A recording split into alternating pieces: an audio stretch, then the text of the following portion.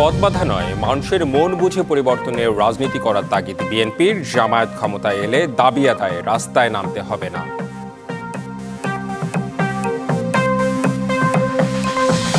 পদে পদে চ্যালেঞ্জ নিয়ে কাজ করছে নির্বাচন কমিশন, বললেন সিইসি। নির্বাচনের সময় বেআইনি কোনো চাপ থাকবে না কর্মকর্তাদের ওপর।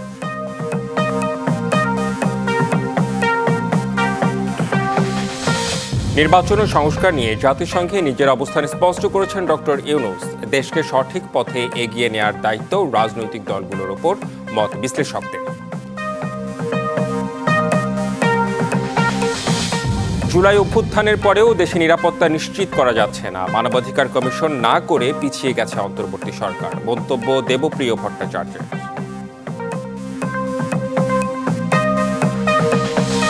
ধর্ষণের প্রতিবাদে খাগড়াছড়িতে সকাল সন্ধ্যা সড়ক অবরোধ। পৌরসভা এবং সদর উপজেলায় অনির্দিষ্টকালের জন্য ১৪৪ ধারা জারি, ভোগান্তিতে পর্যটকরা।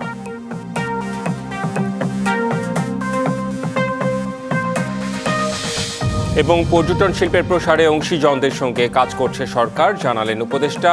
৮ মাসে একজন পর্যটকও যেতে পারেনি সেন্ট মার্টিনে। প্রায় ১.৫ দশক পর আজ হতে যাচ্ছে কুমিল্লা দক্ষিণ জেলা বিএনপির সম্মেলন। সকাল থেকেই সম্মেলন ঘিরে নেওয়া হচ্ছে শেষ সময়ের প্রস্তুতি। সম্মেলন নিয়ে আরও জানাতে কুমিল্লা থেকে যুক্ত হচ্ছেন সহকর্মী নাসির উদ্দিন চৌধুরী। নাসির উদ্দিন চৌধুরী, সেখানে কি অবস্থা জানাবেন আমাদের? কুমিল্লা দক্ষিণ জেলা বিএনপি দ্বিবার্ষিক সম্মেলন কুমিল্লা টাউন হলে অনুষ্ঠিত হচ্ছে। ইতিমধ্যে টাউন হল নেতা কর্মীদের পদচারণা মুখরিত হয়েছে। ইতিমধ্যে কেন্দ্রীয় BNP vice chairman Barkatullah Bulu, কেন্দ্রীয় বিএনপির শিল্প সম্পাদক আবুল কালাম এবং কুমিল্লা বিভাগীয় সহসাংগঠনিক সম্পাদক মোস্তাক মিয়া সহ কেন্দ্রীয় নেতৃবৃন্দ উপস্থিত হয়েছেন এবং সাবেক সংসদ আব্দুল গফুর ভূঁইয়া সহ বিএনপির স্থানীয় এবং কেন্দ্রীয় নেতৃবৃন্দ উপস্থিত হয়েছেন। আমরা আমাদের ক্যামেরার মাধ্যমে দেখাচ্ছি যে কানা পূর্ণ হয়ে গেছে কুমিল্লা টাউন হল মাঠ। বেলা ৩টায় শুরু হওয়ার কথা, তো কিছুক্ষণ পর আয়োজক আমাদের যেটি জানিয়েছেন কিছুক্ষণ পরে এই সম্মেলন শুরু হবে। সম্মেলনে কেন্দ্রীয় এবং স্থানীয় নেতৃবৃন্দ বক্তব্য রাখবেন। এরপর জেলা বিএনপির দ্বিবার্ষিক কাউন্সিল অনুষ্ঠিত হবে। কাউন্সিলে ১৪১৪ জন কাউন্সিলর তাদের ভোটের মাধ্যমে তাদের আগামী নেতৃত্ব নির্বাচন করবেন, যে নেতৃত্ব আগামী জাতীয় সংসদ নির্বাচনে নেতা কর্মীদের দিক নির্দেশনামূলক নেতৃত্ব সৃষ্টি হবে। এছাড়াও কুমিল্লা দক্ষিণ জেলা বিএনপির যেটি আমরা জানিয়েছি ২০০৯ সালে সর্বশেষ কুমিল্লা দক্ষিণ জেলা বিএনপির সম্মেলন অনুষ্ঠিত হয়েছিল। এরপর ২০২২ সালে আহ্বায়ক কমিটি গঠিত হয়েছিল হাজী আমরুল রশিদ ইয়াসিন এবং হাজী জসিমউদ্দিনের নেতৃত্বে। সর্বশেষ ২০২৪ সালে অর্থাৎ চলতি বছর জানুয়ারি মাসে বিএনপির কেন্দ্রীয় কর্মবিষয়ক সম্পাদক সাবেক সংসদ সদস্য জাকারিয়া সুমনকে আহ্বায়ক এবং বিপি আশিকুর মাহমুদ ওয়াসিফকে সদস্য সচিব করে একটি আহ্বায়ক কমিটি করা হয়েছে। আহ্বায়ক কমিটি ইতিমধ্যে কুমিল্লার দক্ষিণ জেলা 10টি উপজেলা এবং 4টি পৌরসভার সম্মেলন শেষ করে তারা আজকের এই পর্যায়ে নিয়ে এসেছেন। যে কাউন্সিলর এবং ডেলিগেট যারা নির্বাচিত হয়েছেন বিভিন্ন উপজেলা এবং পৌরসভা থেকে, তারা সেটি আজকে সেই আহ্বায়ক এবং সদস্য সচিবের নেতৃত্বে এই সম্মেলন অনুষ্ঠিত হচ্ছে। সম্মেলনে বিকেল 3টায় অর্থাৎ প্রধান অতিথির বক্তব্য রাখবেন বিএনপির ভারপ্রাপ্ত চেয়ারম্যান জনাব তারেক রহমান সহ বিএনপির সদস্য সালাউদ্দিন আহমেদ বক্তব্য রাখবেন বলে আমরা ইতিমধ্যে আমরা খবর নিয়েছি। তারা ভার্চুয়ালি অংশ নেবেন। তো এই ছিল রেদওয়ান আমার কাছে কুমিল্লা থেকে, কুমিল্লা জেলা দক্ষিণ জেলা বিএনপির দ্বিবার্ষিক সম্মেলনের এই মুহূর্তের খবর। জি, নাসির উদ্দিন চৌধুরী, বেশ লোকজন দেখলাম, অর্থাৎ নেতাকর্মীরা ভালো এসেছেন এবং 3টার সময় তারেক রহমান নিশ্চয়ই দিক নির্দেশনামূলক বক্তব্য রাখবেন নেতাকর্মীদের উদ্দেশ্যে, সেটাও আমরা জেনে নেব। ধন্যবাদ আপনাকে। একটা বিশেষ পরিস্থিতিতে অনুষ্ঠিত হচ্ছে আগামীর জাতীয় নির্বাচন। পদে পদে চ্যালেঞ্জ নিয়ে কাজ করছে নির্বাচন কমিশন। তাই সুষ্ঠু নিরপেক্ষ নির্বাচন আয়োজনে জাতির কাছে ওয়াদাবদ্ধ কমিশন। দুপুরে রাজধানীর আগারগাঁওয়ে নির্বাচন ভবনে নির্বাচন কর্মকর্তাদের সম্মেলনে এসব কথা বলেন প্রধান নির্বাচন কমিশনার এএমএম নাসির উদ্দিন। এই সময় তিনি বলেন, বেআইনি কোনো নির্দেশনা দেবে না কমিশন। সুষ্ঠু নির্বাচন আয়োজনে সবাইকে এক হয়ে নিরপেক্ষভাবে কাজ করার আহ্বান জানান প্রধান নির্বাচন কমিশনার।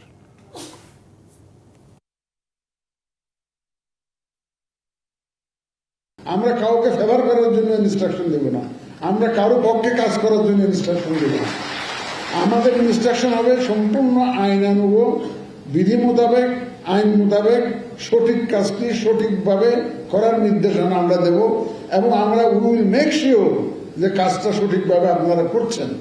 পর্যটন মহাপরিকল্পনায় নিরাপদ ও আনন্দময় ভ্রমণ নিশ্চিত করতে অংশীজনদের সঙ্গে কাজ করছে সরকার, জানালেন বেসামরিক বিমান পরিবহন ও পর্যটন উপদেষ্টা শেখ বশিরউদ্দিন।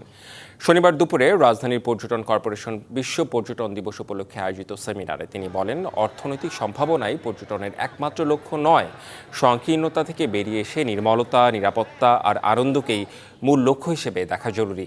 একই সঙ্গে ভ্রমণকারী ও সেবাদানকারী প্রতিষ্ঠানগুলোকে দায়িত্বশীল হওয়ার আহ্বান জানান উপদেষ্টা।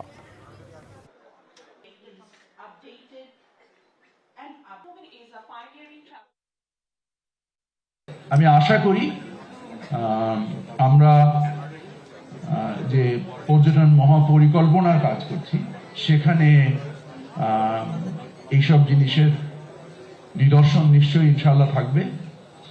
এবং যে কথাটা আমি মনে করছি যে এই চলো ঘুরতে যাই, এই জিনিসটাকে আমরা কতটুকু সহজ করতে পারি। গাজায় ২৪ ঘন্টায় নারী শিশুসহ অন্তত ৬০ জন নিহত হয়েছেন। নিহতদের অর্ধেক গাজা শহরের ইসরায়েলি বিমান হামলায় প্রাণ হারিয়েছেন। অন্যান্যদের মধ্যে ১৩ জন নিহত হয়েছেন বিতর্কিত ইসরায়েল ও যুক্তরাষ্ট্র সমর্থিত জিএইচএফ-এর ত্রাণ কেন্দ্রের কাছে।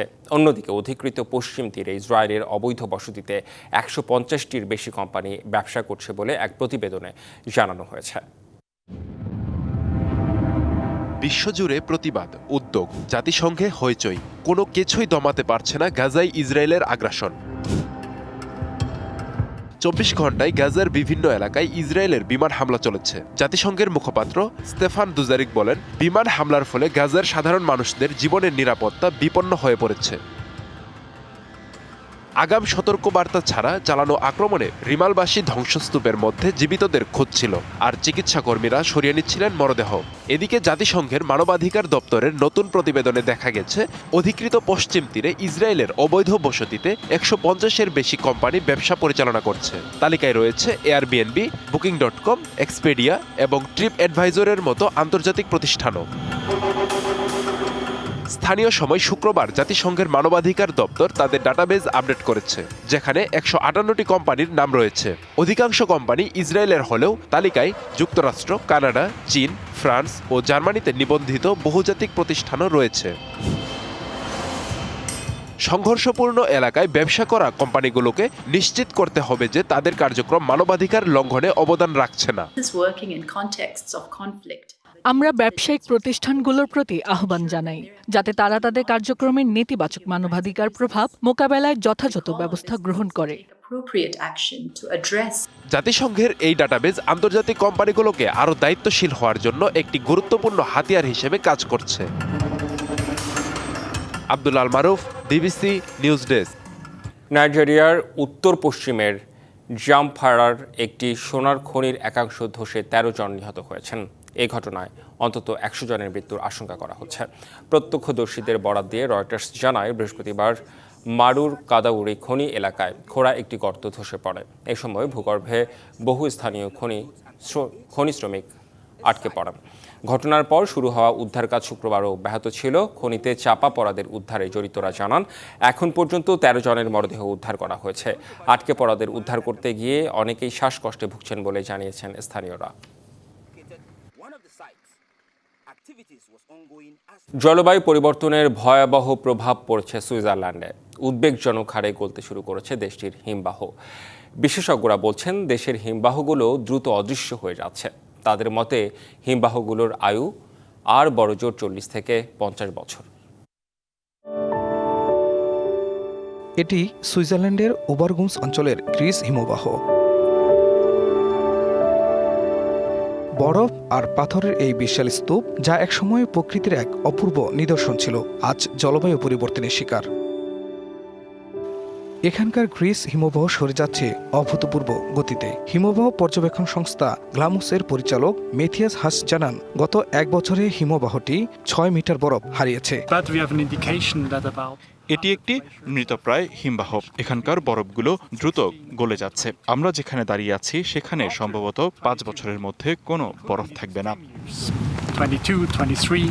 গত কয়েক বছরের টানা গরম 2025 সালের তীব্র তাপপ্রবাহে হিমবাহগুলো ধসে পড়ছে। তবে চলতি বছরের এপ্রিলে ভারী তুষারপাত কিছুটা স্বস্তি আনলেও তা সাময়িক ছিল।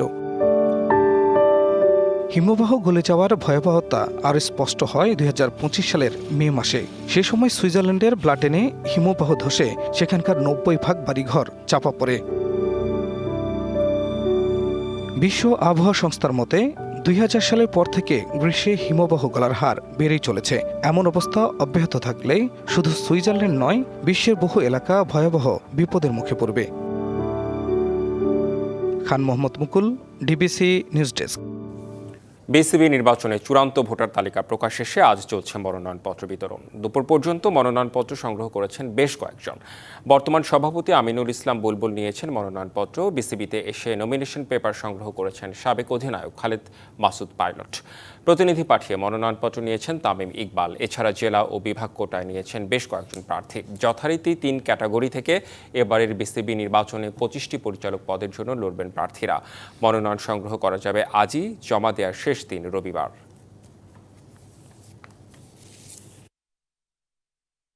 সংবাদ এই ছিল এখনকার মতো। ডিবিসি নিউজের সংবাদগুলো পড়তে ভিজিট করুন ডিবিসি নিউজ.tv আর ভিজিট করুন ডিবিসি নিউজের ফেসবুক পেজ এবং ইউটিউব চ্যানেল। সঙ্গেই থাকুন।